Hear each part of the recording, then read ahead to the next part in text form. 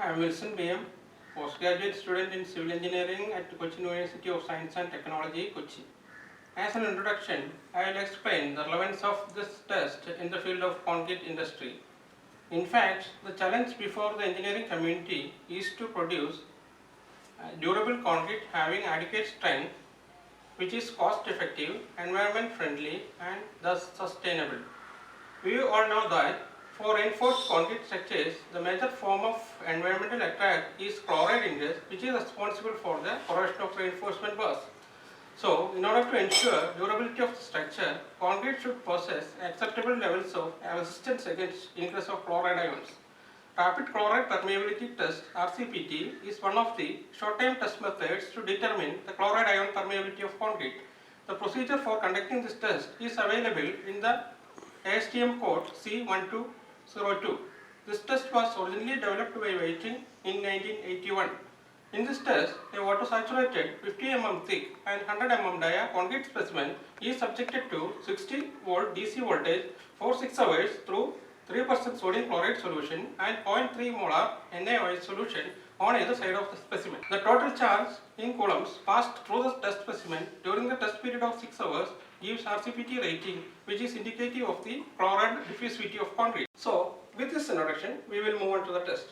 The aim of the test is to determine the RCPT rating of the given sample of concrete specimen. Regarding the size of the specimen, the code specifies a 50 mm thick and 100 mm dia concrete specimen. This is a test specimen used for RCPT test. This is 100 mm dia and 50 mm thick specimen. So, to minimize the variation, 3 samples are generally tested, and in such cases, the individual variation shall not exceed 35%. Now, coming to the principle of the test, I had told you that the RCPT rating is the total charge in coulombs passed to the test specimen during the entire test period. To evaluate this, current in the circuit is measured at the beginning and at every 30 minutes interval during the test period by maintaining a constant voltage of 60 voltage.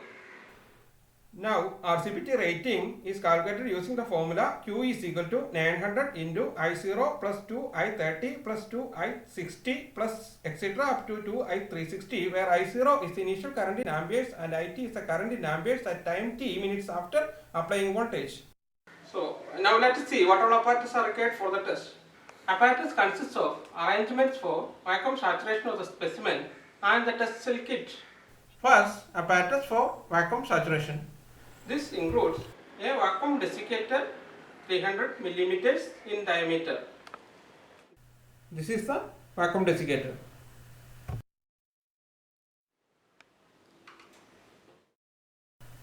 Next is a vacuum pump, which is capable of creating a vacuum corresponding to 760 mm of mercury.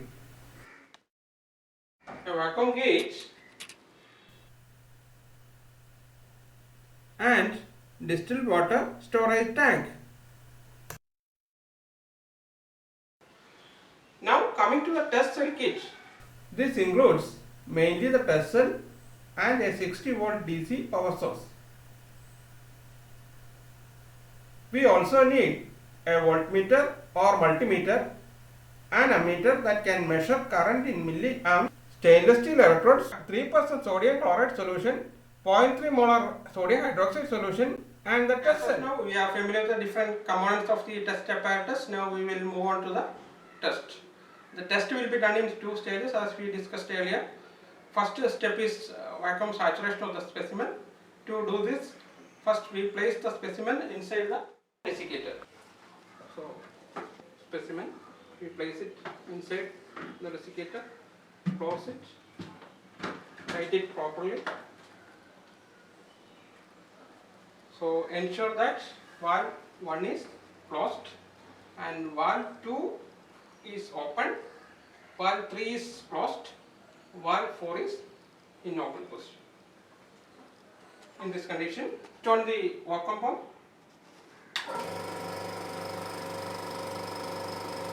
Now watch the pressure gauge. You can see pressure gauge reading reducing. So vacuum is developing inside this desiccator.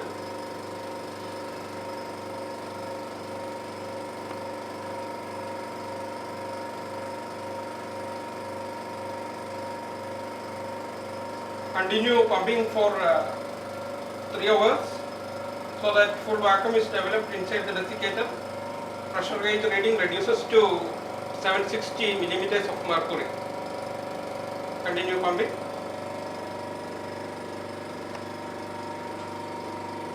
You can see that vacuum gauge reading is now 300 millimeters of mercury, reducing gradually. Vacuum developing inside the desiccator.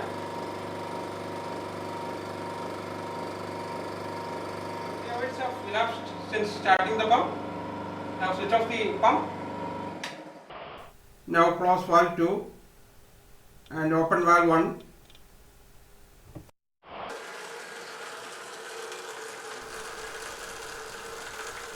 See water filling inside the desiccator.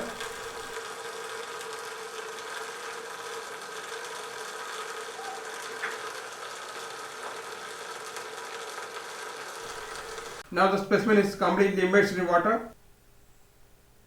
Now close valve 1, open valve 2 and valve 3 so that air intake through the valve 3.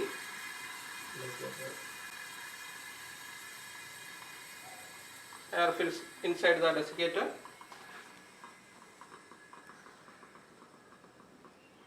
In this condition, keep the specimen soaked in water for 18 hours. Now it is time for the second step of our test. In this step, we apply 60 volt DC across the specimen and measure the current to determine RCPT value. So, take out the specimen from the desiccator.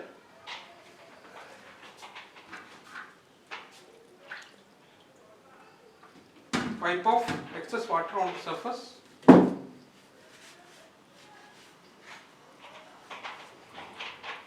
And place it inside the test cell and seal it properly.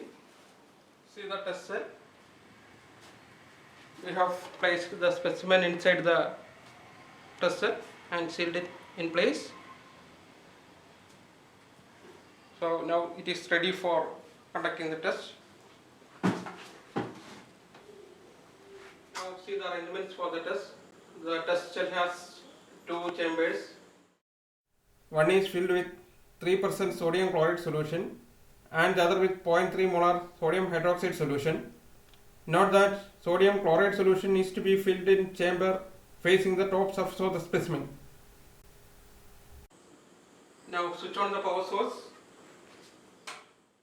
Watch the ammeter reading. You can see ammeter reading to be 50 milliamps. That is I naught is equal to 0.05 amps. Continue the test for 6 hours. Note down the readings at every 30 minutes interval. Now 6 hours have elapsed since applying the voltage. You can see ammeter reading to be 160 milliamps. That is I360 is equal to 0.16 amperes. Here are the readings we got.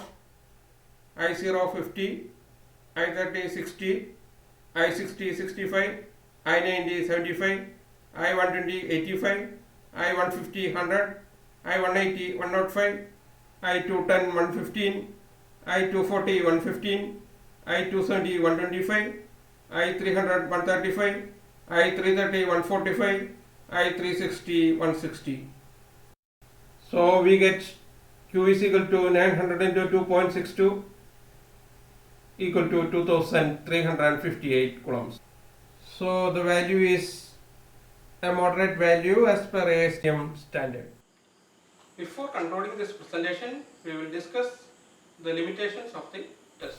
First limitation is that RCPT measures the ionic movement rather than the permeability. Not only chloride ions, but all the ions in pore solution affect the current. Another limitation is that in RCPT, measurements are made before steady state migration is achieved. This may affect the test result. Third limitation is that the application of high voltage leads to increase in temperature. This will increase the current, which in turn affect the test result. This is very significant for poor quality mixes.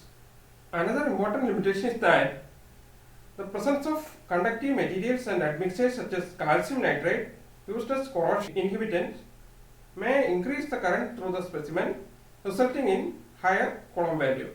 Because of this, for a mix with special admixtures, we can't disqualify a mix simply based on RCPT values, but we can rely upon this test to qualify a mix.